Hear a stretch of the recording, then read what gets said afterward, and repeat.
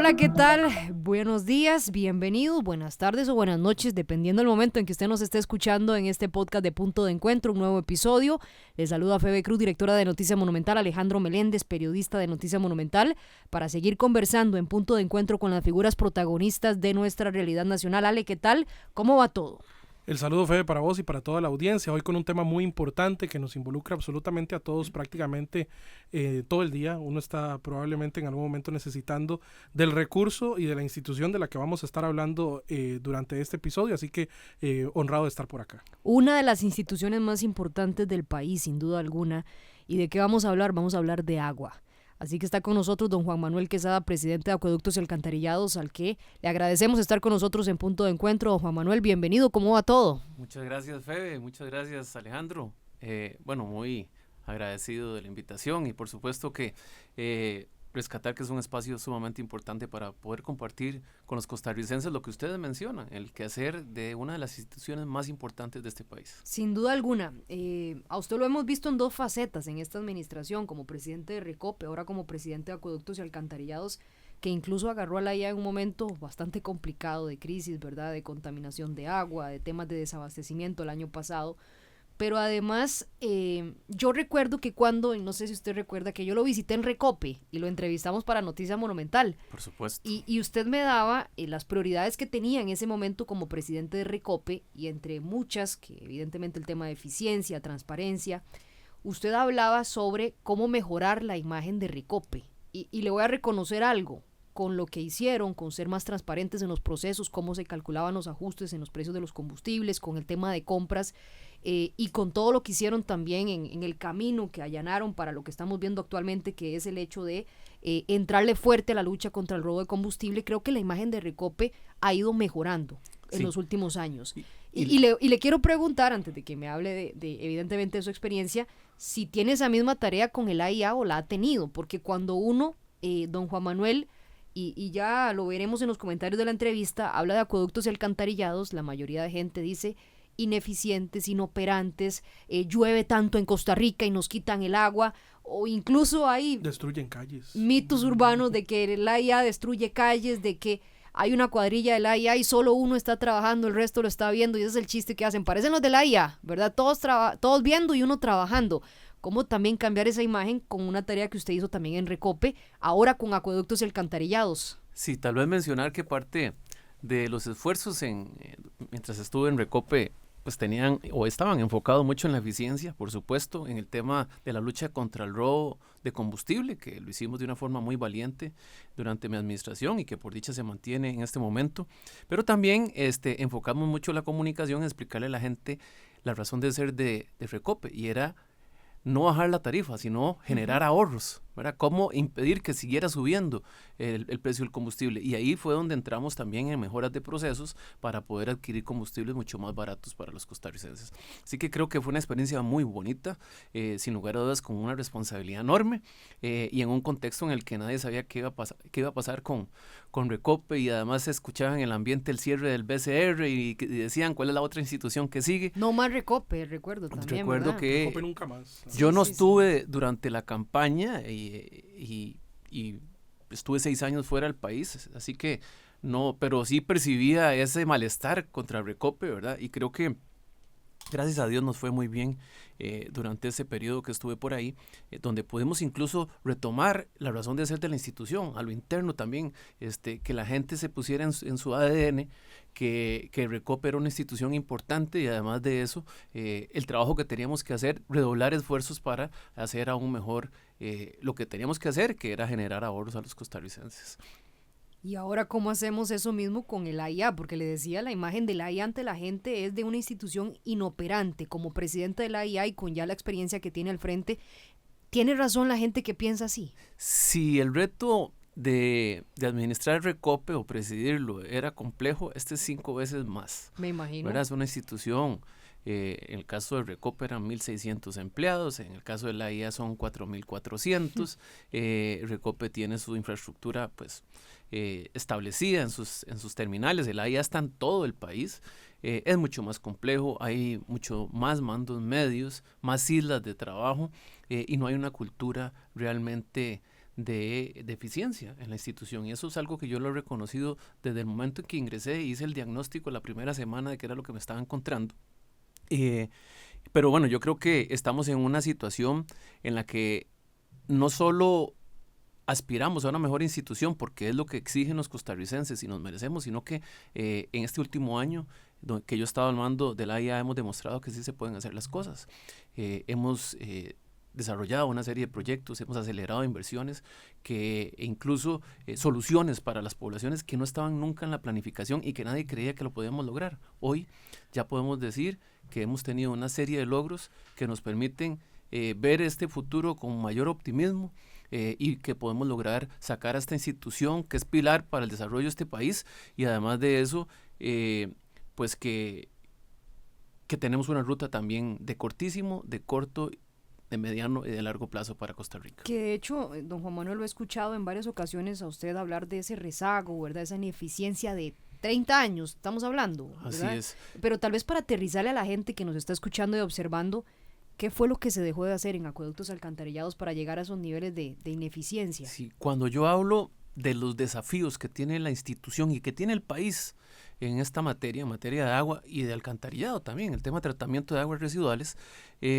pues yo no puedo dejar de hablar de ese contexto en el que estamos. Y la realidad que tenemos hoy de falta de agua en materia de... Hay gente todavía que no tiene agua, un 8% de la población. Uh-huh. El 92% tenemos agua, pero no es con la continuidad que desearíamos. Ahora, no todo el mundo le falta el agua, pero esos son las consecuencias de decisiones que dejaron de tomarse o no se tomaron hace 10, 20, 30 años. ¿Y por qué? Porque prácticamente lo que debiéramos estar haciendo hoy nosotros en el AIA es pensando en cómo garantizar el agua en el largo plazo para los costarricenses. Es decir, que debiéramos tener resuelto el problema de abastecimiento de hoy y de mañana y estar pensando en las inversiones futuras. ¿Por qué? Porque las inversiones no se hacen de la noche a la mañana. Eso lleva su tiempo. Hoy vemos las consecuencias: falta de agua, falta de infraestructura, una tubería prácticamente abandonada, en mal estado, solo fugas, y es producto de ese rezago de gobiernos de administraciones anteriores que con desidia o por malas decisiones pues no se hicieron las inversiones en su momento. Ese es el gran desafío que tiene este país, Febe. Y Alejandro, si nosotros realmente queremos llevarle agua a la gente, la única forma es haciendo inversión en obra pública. Y por eso es que en mi administración nos hemos enfocado en acelerar las inversiones. Cuando yo llegué, no sé, les voy a contar la experiencia. Cuando yo llegué a la IA, como gerente que soy, pues yo lo que pedí fue el plan de inversión que tenían, el portafolio de inversión. Existía, sí. Y adivinen cuál fue la respuesta. Por eso le pregunto. Adivinen cuál fue la respuesta. Bueno, la respuesta no fue que no había, la respuesta fue ¿cuál quiere? Y yo, ¿cómo cuál quiere? Sí, mire, es que hay una versión que tiene presidencia, hay otra versión que tiene la gerencia, hay otra versión que tiene planificación, o también le podemos traer el que tiene Mideplan, o el que tiene el MOP, que es el ente rector, o también el que mandamos a casa presidencial. ¿Cómo hacen para trabajar así?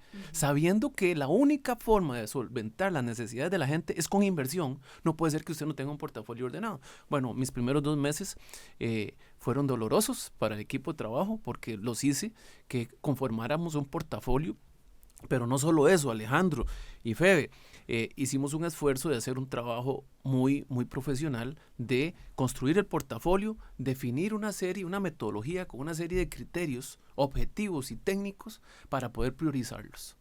Y a raíz de eso, bueno, para que tengan una idea, la sábana de información del portafolio es de más de 50,000 datos, ¿verdad? Y eso representan alrededor de 426 proyectos e iniciativas que no estaban mapeadas, que no había una forma ordenada de cómo entrarle a ese tema. Bueno, hicimos el portafolio y de ahí definimos criterios, corrimos un modelo para poder establecer las prioridades y de ahí sacamos lo que llamamos un plan de aceleración de inversión. Para que lo que restaba, del año pasado, y 2026, pudiéramos dar solución a la mayoría de las cosas que se les podía dar solución. ¿Qué resultó de ese ejercicio? Que tenemos un plan de aceleración que lo componen 51 proyectos, casi que todos de agua potable, pero implicaba la gestión de más de 546 millones de dólares. Y es un montón de dinero que estaba ahí, disponible y que no había una ruta de cómo empezar a ejecutarlo. Nuestro plan de aceleración, digamos, dentro de esos criterios, lo que resultó fue que teníamos proyectos suficientemente maduros y además de eso con recursos que podíamos impulsar, y en eso hemos estado trabajando. Yo recuerdo cuando el presidente me designó, me dice, mire, la IA es algo complejo, Juan Manuel, pero yo confío en que usted va a sacar la tarea. Tráigame los 4 o 5 proyectos en los que usted va a trabajar. Y cuando me reuní con el presidente, la lista de proyectos humildemente ascendía a 123 proyectos. Wow. ¿Verdad? Y realmente fue sorprendente para muchos de los que estábamos en la mesa la ruta que definimos. Eso sí, fue un trabajo muy disciplinado, ¿verdad? Con muchísima dirección, pero para poder decir, mire, estas cosas sí se pueden hacer. ¿Por qué les cuento esto? Bueno, porque uno no puede imaginarse cómo una institución tan importante para el país no tenía algo tan básico como una línea de trabajo de cómo entrarle al tema de la inversión en obra pública, en acueductos y en alcantarillados. Un dato interesante, el AIA venía ejecutando en promedio en inversión $20 millones. Con nuestro plan de aceleración de inversión, nosotros esperábamos, digo yo, porque ahí vamos a hacer más, gestionar los $546 millones que estaban ahí disponibles. $546 millones. A mí me dijeron, usted está loco, Juan Manuel. Yo le dije, no, sí lo vamos a hacer. Pero no solo eso. En el caso del BESI, ya vio con buenos ojos la forma de trabajo de esta nueva administración y nos tocaron la puerta y nos dijeron, Juan Manuel, ¿en qué podemos ayudarle? Queremos ayudarle. Yo les dije, vea, tengo 5 grandes proyectos totalmente maduros en los que necesito recursos. Y fuimos, toqué la puerta al BESI, nos autorizaron un financiamiento de $565 millones. ¿Qué quiero decirle con eso? Que mi contrato, digamos, está por el momento hasta el 7 de mayo del 2026. Y yo espero que de aquí a esa fecha nosotros estemos gestionando más de $1.200 millones en inversión. Es totalmente otra cosa. A los $20 millones que venía ejecutando el AIA, $1.200 millones. Lo digo en dólares porque en colones se me va la cifra. Porque es muchísimo dinero. Pero eso para decirles que yo veo que tenemos muchos desafíos, pero yo lo veo con muchísimo optimismo, ¿verdad? En función no de las aspiraciones que tenemos, sino también de los resultados y de los logros que ya hemos obtenido en un año, donde hemos demostrado que si se quieren hacer las cosas se pueden. Podemos hablar de casos muy interesantes, donde gente que no tenía agua, y como le decía a la gente que me pregunta, Juan, ¿cómo hacen para resolver esas cosas así? O sea, problemas de 15 años, 14 años que no se podían desenredar y usted llegó y vea, simplemente es querer hacer las cosas. Eso sí, hay que sentar a la gente y hay que decirles cómo, a dónde ir, y además hay que acompañarlos, ¿verdad? Que es parte, yo le decía al presidente, esto no es complejo. Arreglar esto no es complejo, lo que necesitamos es tiempo. Los días solo tienen 24 horas, la semana 7 días, pero si tuviéramos más tiempo, en realidad yo creo que podríamos lograr mucho más. Eso es un escenario optimista para todos. Cuando ustedes hablan de ese rezago de 30 años y esas intenciones que ustedes tienen por acelerar las inversiones, ¿cuándo en tiempo proyectan ustedes, y si esos $1.200 millones que usted nos dice que en promedio se pueden ejecutar, necesitaríamos para tener un servicio eficiente? ¿Cuánto tiempo? Porque no creo que si tenemos un rezago de 30 años, bueno, necesitamos 30 años para resolverlo y que la gente pueda, primero, que el 100% de la población tenga agua y que tenga un servicio eficiente además. Vamos a ver, vean, les voy a contar una experiencia. ¿Recordarán ustedes el proyecto Orosi 2? Uh-huh. ¿Sabe cuándo se concibió, cuándo se previó que había que hacer Orosi 2? Hace 32 años. Y bueno, a mí me tocó ir a sentarme en los primeros meses a la asamblea a explicar por qué Orosi 2 no ha salido. No era digamos, no era un tema que era posible achacar a esta administración. Pero lo cierto del caso es que esa es la realidad. El AIA, además, ha tenido, nos ha quedado viendo como costarricenses porque no ha tenido la capacidad de planificar y ejecutar obra pública. El rezago es enorme, y no lo podemos solucionar de la noche a la mañana. Tenemos la mayoría de los sistemas en este país deficitarios, ¿verdad? Es decir, el agua no alcanza para abastecer la demanda que tenemos. Eso es un gran desafío. Entonces, todos los esfuerzos que podamos hacer en este momento es para pasar sistemas de deficitarios a por lo menos garantizar cierta continuidad. Y si queremos desarrollo, tenemos que pensar más en grande. Pero con esos desafíos, les cuento 2 experiencias sencillas. Puente Mulas es el sistema que abastece Escazú, uh-huh, que abastece Santana, Alajuelita, los barrios del sur, de desamparados. Un sistema totalmente deficitario, y y nosotros, yo me senté con los personeros de Pedregal, vimos una iniciativa que ellos tenían 5 años de estar tocando la puerta de ARECEP para resolver, para darles más agua.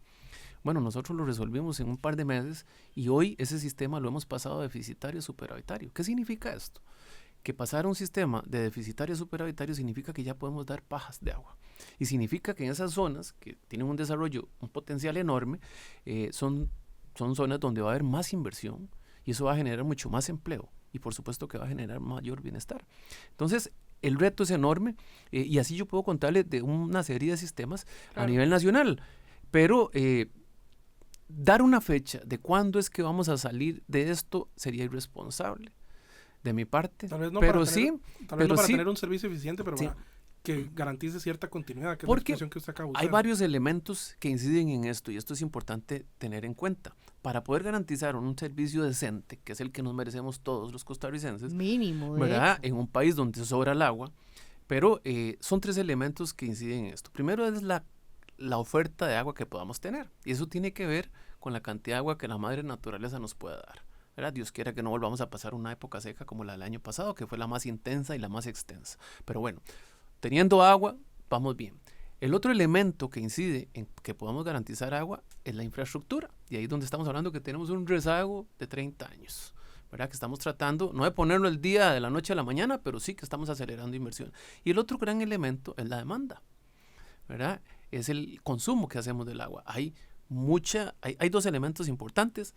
Se desperdicia mucha agua, no tenemos conciencia en este país del valor que tiene el agua y por eso se desperdicia. Y hay que ser honestos, la gente se rasura con el tubo abierto, se lava los dientes con el tubo abierto, enjabona los trastos con el tubo abierto, ¿verdad? Dura media hora en la ducha, lava el carro, lava las aceras con manguera, etcétera, etcétera, etcétera, ¿verdad?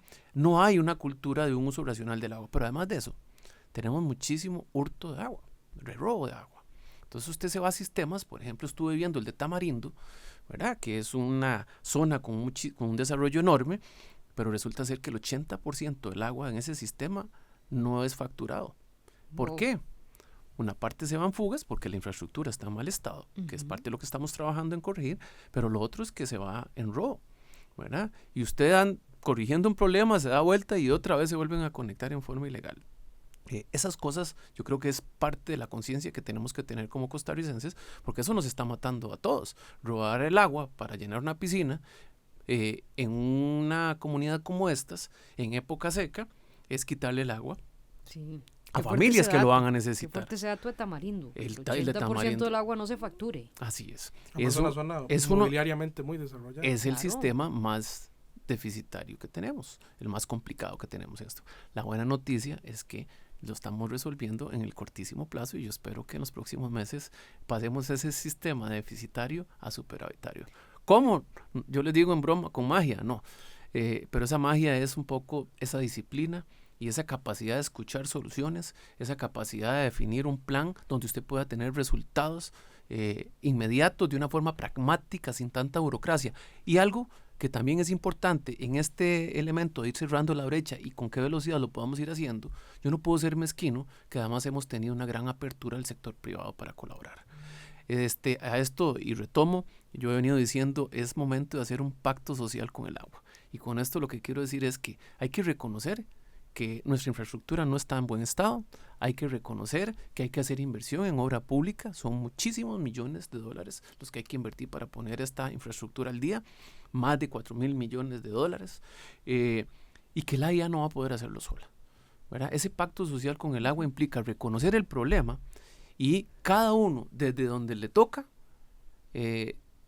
sumarse con sus esfuerzos, y cada uno es desde la Asamblea Legislativa, desde el MINAE, que tiene que ver mucho con eso, desde el Ministerio de Salud, desde la IA, desde las ASAS, las municipalidades se nos han sumado a ayudar con maquinaria, con horas hombre, y nos permite hacer arreglos mucho más rápido, y por supuesto que el rol que juega el sector privado es fundamental. Solo para que ustedes tengan una idea, en mi administración estamos gestionando más de 53 convenios público-privados, donde el desarrollador viene y dice, yo quiero hacer un hotel, yo quiero hacer tal cosa, no está la infraestructura, yo la pongo, la dono, y eso sí, permítame a mí hacer el desarrollo. Por supuesto que no le vamos a decir que no, pero cuando yo ingresé, había una cultura de que satanizados totalmente. Yo les dije, miren, ustedes se han puesto a pensar si realmente la IA va a poder sacar esta deuda en inversión en obra pública sola. No va a poder. Y si no echamos mano de todos estos que quieren contribuir, no lo vamos a lograr. El tema Tamarindo lo estamos resolviendo con un convenio público-privado. El tema que acabamos de resolver ahí en Puente Mulas, lo resolvimos con la intervención del sector privado y así vamos tratando de sumar más actores, más aliados para ir cerrando esa brecha y hacerlo de una forma mucho más acelerada, porque en la medida que podamos hacer eso, que podamos hacer esa inversión en obra pública, pues más rápido vamos a atender las miles de necesidades que tienen los costarricenses. Don Juan Manuel, que yo le decía que cuando usted asume el AIA, se encuentra dos discos ardiendo en la cocina, el tema de contaminación de agua que tuvimos el año pasado y el tema de desabastecimientos por la crisis que se nos dio el año pasado. Vamos a hablar de ambos temas. Primero, con el tema de contaminación del agua, entiendo que ustedes hicieron inversiones para identificar con mayor rapidez el hecho de que cuando se den este tipo de contaminaciones, sé que esto está siendo investigado en las instancias judiciales. ¿Qué sabe usted de esa investigación? Pero sobre todo, si ya se le puede garantizar a las personas que con estos equipos que adquirimos ya vamos a poder detectar con mayor facilidad esas contaminaciones para evitar poner en riesgo a la gente. Sí. Vean, algo interesante de esa crisis que pasamos el año pasado de contaminación, yo les decía, bueno, la logramos resolver al día siguiente que yo llegué. Y no porque yo sea muy carga, sino porque simplemente era poner a la gente a pensar un poquito de cuáles eran las soluciones. Pero yo les decía, no podemos dejar pasar esta oportunidad para aprender, ¿verdad? Y aprender significa que tenemos que aprender a administrar esas crisis.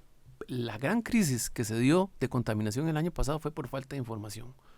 La gente informó que había algo raro, se prestaron oídos sordos y la institución no reaccionó rápidamente a comunicar realmente qué era lo que estaba pasando. Aprendimos, hemos atendido ya 4 eventos más de contaminación después de el que sufrimos en enero del año pasado y los hemos atendido de una forma pulcra, impecable y con una comunicación desde el momento cero con la comunidad, no solo de lo que estaba pasando, sino de lo que íbamos haciendo. Tan así que logramos superar la crisis de contaminación del río Barranca, ¿recuerdan ustedes? Barranca por años ha sido como de las zonas más calientes en el AIA, porque es donde empieza a escasear agua y donde la gente pues prácticamente se frustra de esa realidad que lamentablemente han estado condenados. Y en Barranca, lejos de tener manifestaciones en la calle cuando se dio esa contaminación, y prácticamente teníamos aliados y teníamos cadenas de oración y de todo en redes sociales de la gente apoyando la gestión que estaba haciendo la IA porque reconocieron que lo que estábamos haciendo era para evitar una catástrofe peor, que era, por ejemplo, de enfermedades gastrointestinales o que alguien se muriera por la contaminación. Eso creo yo que es parte de las cosas bonitas que nos ha pasado a raíz de esa crisis, es que aprendimos a atender esto. Eso nos permitió también, Febe, adquirir equipos y también ir planificando la adquisición de esos equipos en las demás plantas del país donde no existía para, se llaman equipos de detección temprana, en este caso de presencia de hidrocarburo, que nos van a facilitar la vida porque nos van a permitir generar una alerta antes de que el agua llegue a las tuberías. ¿Cuántos tenemos? En este momento ya nosotros estamos en el proceso de implementación de 2 y nos faltan pues uno en cada planta potabilizadora, diría yo. ¿Cuántos son? No tengo el dato acá, pero en la GAM tenemos 31 sistemas y a nivel nacional, la periférica son como 140. Faltan bastantes. Faltan bastantes, pero yo creo que es parte de las cosas que ya la institución tiene que poner en su ADN, que es contar con esos equipos para poder garantizar una mejor calidad del agua. Pero también quiero contarles que de las cosas buenas que resultaron de esa crisis es que logramos entender que, por ejemplo, en la GAM no podíamos tener 31 sistemas aislados, ¿verdad? Que en la medida que pudiéramos integrar esos 31 sistemas nos permitiría hacer una mejor operación. Y eso precisamente es lo que nos ha permitido en esta época seca de este año 2025 poder garantizar ya 4 meses sin desabastecimientos por falta de agua más bien por época seca. Eso le iba a ¿verdad? preguntar, porque ahora lo conversaba con Alejandro y le decía que el tema del calor que ha hecho, por lo menos en este mes de marzo, se prevé que sea lo mismo para abril. Hasta ahora no hemos tenido desabastecimientos por época seca, don Juan Manuel. En este momento no hemos tenido Ok. problemas por desabastecimiento por época seca, ¿verdad? Como ¿Por los que alguna otra como cosa los que así? tuvimos, sí, sí, que son los puntuales que se dan, Ok. por ejemplo, que hay una fuga, hay que cortar el agua, o una ruptura de una tubería, Mantenimientos. o por ejemplo mantenimientos ya establecidos, una planta o un tanque que hay que limpiar o lavar, etcétera. Eso sí se dan. Hemos estado teniendo también algunos abastecimientos controlados, principalmente en las comunidades más altas, pero les decía yo que son 3 elementos importantes para poder garantizar la continuidad del agua. El agua, ¿verdad? Lo que la madre naturaleza nos brinda. ¿Cómo estamos con eso ahorita? ¿Ese primero? En ese estamos, digamos, no Todavía estamos bien. resintiendo tanto el verano. El otro tema era la infraestructura, ¿se acuerdan? Y ahí es donde estamos teniendo, digamos, los primeros efectos de abastecimientos controlados en las zonas más altas, no en todo el cantón, pero en zonas muy particulares. Y el otro elemento decía que era la demanda. Y precisamente no estamos teniendo problemas con el primero, con la cantidad de agua. Tenemos una realidad nacional y es que la infraestructura no es la adecuada. Y por este problema de infraestructura y porque la gente está consumiendo más, en este momento están consumiendo altas 20% temperaturas, más por claro. las altas temperaturas, ahí estamos con estos 2 elementos ya empezando a resentirlo en algunas comunidades. Gracias a todo digamos, esta optimización de la operación, de que tenemos los sistemas interconectados, nosotros podemos operar y pasarle agua de un sistema a otro, uno que esté Reaccionar, superavitario, y minimizar esos efectos. Pero lamentablemente, y son muy puntuales, sí se está dando en algunas comunidades. Esperamos que si todo se mantiene igual, si hay oferta de agua, si, digamos, vamos haciendo las inversiones, que son inversiones que se van a ver en el cortísimo plazo, y no se dispara tanto la demanda, podamos pasar este verano, ojalá sin problemas. ¿Cuándo tendría que empezar a llover? ¿De una manera más sostenida o de una manera que ustedes estén esperando? ¿En qué momento del año para que ese factor que usted nos indica de la madre naturaleza no sea un inconveniente como sí pueden ser los otros dos? Normalmente de las primeras lluvias empiezan a salir en Semana Santa, ¿verdad? Estamos ahora bajo la influencia de los efectos de la Niña, que en principio aceleran o anticipan las lluvias. Yo esperaría que ojalá en abril ya empecemos a tener las primeras lluvias. Mediados de abril. Mediados de abril y que entonces el primer elemento que era la oferta del agua, Check. ¿verdad? Vayamos sobre ruedas y sigamos nosotros con los esfuerzos enormes que estamos haciendo de acelerar inversiones que nos van a permitir pues poderle ofrecer el agua a la gente en sus hogares. Don Juan Manuel, ese tercer factor, demanda, ¿verdad?, de la gente, porque evidentemente estamos en este momento con bastante calor, para los primeros días de abril se espera que sea de la misma manera. Usted dice que un 20% ha incrementado. ¿Tienen mapeados o es muy específico el dato de cuáles son esas comunidades donde más se ha incrementado el uso del agua en estos días de calor, o cuáles podrían, por esa demanda alta, ser las primeras comunidades afectadas en caso de que tengamos que recurrir a los desabastecimientos en esta época seca? Este dato del 20% es en la GAM. No tengo en este momento a mano el dato a nivel nacional, pero ya es una señal. Recuerden ahora que también vamos a entrar a la Semana Santa. Además, mucha aquí es gente donde va a vive la mayor vacacionar, cantidad de gente, sí. ¿verdad? Mucha gente va a vacacionar, se va para Guanacaste, se va para Punta Arenas y ahí se nos dispara la demanda enormemente. Dios quiera que nos vaya bien en esta Semana Santa, porque sí, la Semana Santa pasada a mí me tocó durísimo, ¿verdad? Porque como lo mencionábamos, pasamos por el verano más crítico de la historia, ¿verdad? El más intenso, con las temperaturas más altas, y el más extenso, que se extendió 7 meses sin agua por los efectos del Niño. Nosotros somos muy cautos en esto porque son 3 elementos, como lo hemos dicho, que influyen en la posibilidad de garantizar la continuidad del agua a las personas y al comercio en general, pero de que, digamos, la segunda parte, que es el tema de infraestructura, que si bien hay un rezago enorme, nosotros hemos en mi administración este último año identificado cuáles son esas zonas vulnerables, los Atillos, Alajuelita, y así empezamos a ver cuáles eran las más críticas y empezamos a acelerar inversiones en en infraestructura precisamente para poder darles un mejor servicio. Eso es lo que nos ha mantenido, gracias a Dios, este verano en pie. Don Juan Manuel, cuando ustedes hablan de inversión, ¿verdad? Usted nos hablaba de muchos millones de dólares, 1.200 millones de dólares. Evidentemente hay un reconocimiento por metodología tarifaria que puede hacer la ARECEP precisamente para que la IA pueda cubrir esas inversiones que está haciendo mediante préstamos, incluso ante el BESIE que usted nos comentaba.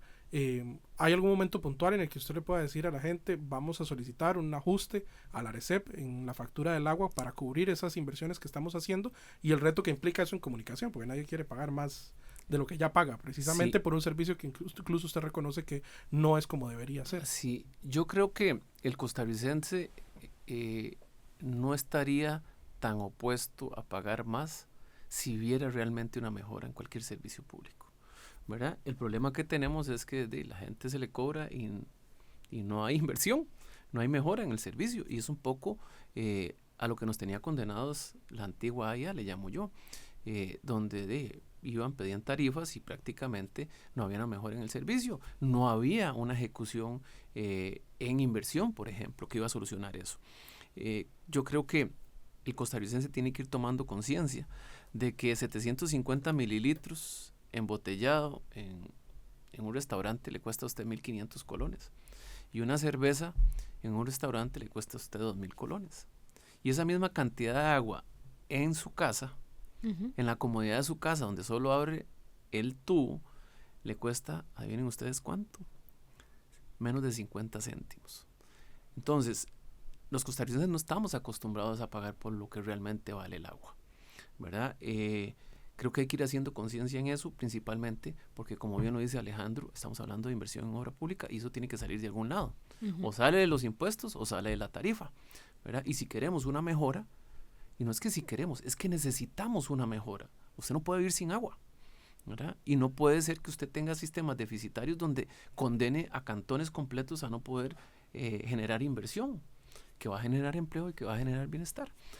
Así que esa es la gran ruta que tenemos, el gran reto de hacerle ver a la gente lo valioso que es el agua, y que para poder salir de esto vamos a necesitar ajustar las tarifas en algún momento.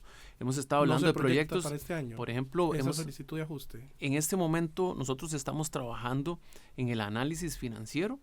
Recuerden ustedes que lamentablemente, digo yo, el ARECEP rebajó la tarifa en el 2023 y eso le causó un hueco enorme a la IA. Ahora, aquí el tema es, ¿cuál es el problema? ¿O quién fue primero, el huevo o la gallina? ¿Es problema de ARECEP o es problema de la IA? Yo creo que es problema de los dos. La IA no tenía la capacidad de ejecutar recursos y la ARECEP se los quita, ¿verdad? El problema es que quitarle los recursos lo que hizo fue que lo asfixió para los años siguientes. Por ejemplo, la IA venía invirtiendo un 60% de su, ejecutando un 60%, 70% de su presupuesto, y nosotros logramos en el último año, bajo mi administración, ejecutar un 85%. Es decir, dimos un salto enorme en la gestión que ya refleja otra realidad. Ahí es donde uno esperaría que también el regulador tenga una apertura y decir, bueno, ya la institución se está moviendo, está haciendo las inversiones, está planificando mejor, está ejecutando mejor y vamos a darle los recursos para que pueda seguir invirtiendo y mejorando el servicio. Nosotros estamos en este momento haciendo el análisis financiero. Incluso ya nos hemos sentado con ARECEP un poco para plantearle la situación financiera a la institución, lo ajustado que está, los grandes retos y los logros que hemos tenido para decir, mire, ya esto es una nueva gestión y es una otra forma de hacer las cosas que va por buen camino. ¿Y qué les ha dicho la Intendencia de Agua? Me imagino que es con la que están facilitando esa comunicación, porque incluso recuerdo cuando usted estaba en Recope, pues había ciertos roces con la Intendencia de Energía o con la ARECEP en general. Ahora veo que es como un poco más de cooperación la comunicación directamente, en este caso con otra intendencia, pero siempre la Intendencia Yo de tengo Agua, un problema, no con la gente de ARECEP, ¿verdad? El problema que tengo es conmigo mismo, porque yo trabajé muchísimos años en ARECEP, así que yo entiendo muy bien cómo funciona. Y a mí me da pesar ver un tipo de regulación que se aleja de la realidad. Y con esto quiero decir que a veces uno quiere llevar la prestación de un servicio a un punto, pero pierde de vista que es un proceso. Entonces usted no puede exigirle a un regulado que actúe de una forma como nunca estaba acostumbrado de la noche a la mañana, porque tiene que hacer cambios en sus procesos, tiene que hacer cambios en sus sistemas, tiene que generar información, etcétera, etcétera. Y a veces se pierde la perspectiva también de que no es lo mismo regular a un monopolista privado a un monopolista estatal. El monopolista privado, por su naturaleza, va a pretender maximizar sus utilidades y va a pretender, apoderarse del excedente del consumidor, técnicamente hablando, ¿verdad? Es decir, va a querer ganar lo más que pueda y a bajar la calidad lo más que pueda. Eso es, en teoría, lo que pasa, y en la práctica sí es un monopolio privado.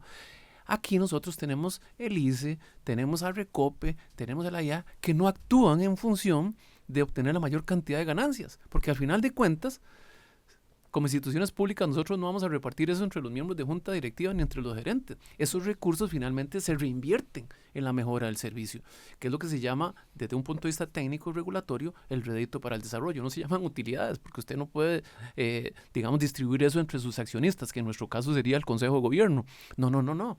Esto lo que usted hace es reinvertir en el servicio. Entonces, esa falta de capacidad de entender la realidad, es lo que a mí me sofoca, porque al final de cuentas no es un tema de ir en contra de una institución, es que usted está afectando la prestación del servicio de muchísimas personas. En el caso de la IA, pues a nivel nacional, ¿verdad? Sin duda alguna, que ahora que hablábamos de esto, ¿verdad? Que hay que pagar por lo que vale el agua realmente en Costa Rica, que van a tener que hacer una tremenda campaña de comunicación por toda la inversión que están haciendo y que se tiene que traducir en las tarifas que pagamos. También más de uno dirá que ha escuchado el episodio completo de, bueno, pero también tenemos que buscar cómo facturar el 100% del agua, ¿verdad? Y no se roben, ni se pierdan, ni se hagan esas conexiones ilegales. Hablando de comunicación, don Juan Manuel, para ir cerrando, nos quedan un par de minutos. Hay gente que entre todo lo que ha pasado con el tema de los abastecimientos controlados, lo que más se queja de la IA es que dicen ellos que la IA les corta el agua sin previo aviso, y que incluso les dicen que son ciertas horas y después se extienden, ¿verdad?, en el plazo. ¿Usted qué dice ante esos cuestionamientos que hace incluso la ciudadanía? La gente tiene razón. Tiene razón. La gente tiene razón porque, vamos a ver, lamentablemente en la institucionalidad pública no está metido en su ADN el desarrollo de capacidades de comunicación. A mí me da tristeza como criticaban a Recope, cuando realmente es una empresa que se debe a los costarricenses. Y a mí me da tristeza escuchar lo que dicen de la IA, porque realmente estamos haciendo un montón de cosas bien, pero no tenemos la capacidad de comunicarlo. Entonces, la gente tiene razón. Parte de los pilares de trabajo en mi gestión es el tema de comunicación. Nosotros venimos tratando de comunicar lo que se está haciendo. En el tema de abastecimientos controlados es algo en el que hay un proceso interno que yo he venido criticando mucho, pues yo le digo, no puede ser de que vayamos a tener que quitar el agua en una comunidad en particular, arriba de Coronado, ¿verdad?, que solo va a afectar a esa comunidad, y lo que hacemos es postear algo en redes, en Facebook o en redes sociales. La gente no está esperando que nosotros posteemos a ver si le va a llegar el agua, no. Tenemos que tener un mecanismo mucho más eficaz para poder llegarle a cada una de las comunidades del país, para que usted no se pierda. ¿Qué estamos haciendo en esa materia? Bueno, recientemente, este año, empezamos 2 grandes campañas. Una de ahorro del agua, un uso eficiente del agua, y la otra es de actualizar sus datos, porque en la medida que la gente tenga actualizados los datos, nosotros vamos a poder hacerle llegar información mucho más puntual, porque eso lo ligamos al NIS, sabemos dónde está ubicado, sabemos que es Juan Manuel, que su número de teléfono es tal, y ya podemos llevarle la información que Juan Manuel necesita, ¿verdad? Y no condenarlo a que esté desinformado o a que esté pegado 24 horas a las historias de la IA, para ver cuándo le va a acordar. Historias lo comparten, don Juan Manuel. Así es. ¿Quién está viendo historias de la IA? Así con todo respeto, ¿verdad? No, por eso digo que la gente tiene razón, y es un gran reto que tenemos, yo diría que no solo en el AIA, sino también a nivel de la institucionalidad pública, porque hay muchas cosas buenas que se están haciendo que lamentablemente no estamos logrando llevar el mensaje. Son de las cosas que, repito, estamos trabajando, estamos actualizando toda esa base de datos para poderle llevar a la gente. No es que estamos apenas empezando, ¿no? Yo soy un jerarca que me caracterizo por ir al campo, y en todas las comunidades que yo he ido hemos conformado ya los grupos de vecinos, de líderes comunales, donde ellos mismos también nos apoyan en dar la información. Obviamente el reto de llegarle a todas las comunidades al país es un reto grande, pero no significa que no estemos haciendo nada. Estamos trabajando en eso. Eso nos ha permitido, por ejemplo, con los Atillos tener una comunicación muy cercana, con la gente de Coronado, con la gente de Tibás, con los de Moravia, con los de Alajuelita, con los de Escazú, e incluso también a nivel país con los de Esterillos, con los de Tamarindo, etcétera, etcétera, etcétera. Sí, es una gran tarea, pero vamos adelante con eso, con ese tema, Febe, de mejorar la comunicación con la gente. Don Juan Manuel Quesada, presidente de Acueductos y Alcantarillados, con nosotros. Muchas gracias por venir. Le decía que tremendo reto tiene en el AIA y yo creo que con lo que usted nos ha contado también lo ha explicado, porque hay muchos factores que ni siquiera dependen de la IA, el tema de infraestructura, rezago, evidentemente toda la eficiencia con la que puedan trabajar, pero además dependen de la madre naturaleza, dependen de que la gente consuma con respeto hacia el agua también, que yo creo que eso es importante. Una licitación, por ejemplo, y depende de muchos factores, por ejemplo. Exactamente, ¿verdad? Tiene mucho que hacer don Juan Manuel Quesada, pero le agradecemos la sinceridad. Esperemos que este verano sigamos como estamos, en esta época seca, que por ahora, por lo menos por época seca, no hemos tenido desabastecimientos. Yo creo que no se agradece porque es el trabajo mínimo que debería garantizarle a la gente, pero evidentemente después de lo que pasamos el año pasado, por supuesto que sí se nota la diferencia. Sí, yo tengo que aprovechar la oportunidad porque en esto me gusta ser muy transparente. Siempre he dicho que son dos grandes elementos para que hoy estemos viviendo una realidad muy diferente en esta época seca. Dios ha sido bondadoso con nosotros, hemos tenido un poquito más de agua, o no un poquito más de agua, se ha mantenido, y lo otro es que hemos venido haciendo muy bien la gestión, y ahí reconocer el trabajo de gente valiosísima que hay en el AIA. Empezaba usted la entrevista, Fede, hablando de que la gente siempre habla, que solo uno trabaja y 5 viendo.